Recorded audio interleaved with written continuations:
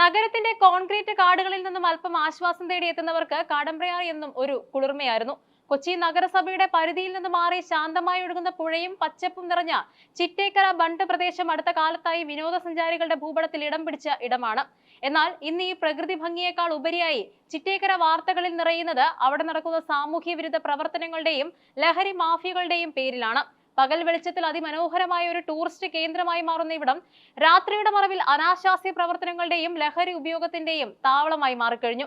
കളമശ്ശേരി നഗരസഭയുടെ കീഴിലുള്ള ഈ പ്രദേശം വിനോദസഞ്ചാരത്തിന് ഏറെ സാധ്യതയുള്ള ഒന്നാണെന്ന് തിരിച്ചറിഞ്ഞതോടെയാണ് ഇവിടെ സന്ദർശകർക്കായി ഇരിപ്പിടങ്ങളും നടപ്പാതകളും ഒരുക്കിയത്. മനോഹരമായ ഫോട്ടോഷൂട്ടുകൾക്കും വിവാഹ നിശ്ചയ വീഡിയോകൾക്കും പറ്റിയ ലൊക്കേഷൻ എന്ന നിലയിൽ ചിറ്റേക്കര സോഷ്യൽ മീഡിയയിൽ വൈറലാവുകയും ചെയ്തു. ഇതോടെ ദൂരദേശങ്ങളിൽ നിന്ന് പോലും ആളുകൾ ഇവിടേക്ക് ഒഴുകി തുടങ്ങി. എന്നാൽ ഈ ജനപ്രീതി പ്രദേശത്തിന് ഗുണത്തെക്കാളേറെ ദോഷമാണിപ്പോൾ ഉണ്ടാക്കിക്കൊണ്ടിരിക്കുന്നത്. ടൂറിസ്റ്റുകൾക്ക് പിന്നാലെ ലഹരി സംഘങ്ങളും ഈ വിജനമായ പ്രദേശം തങ്ങളുടെ ആസ്ഥാനമാക്കി മാറ്റി.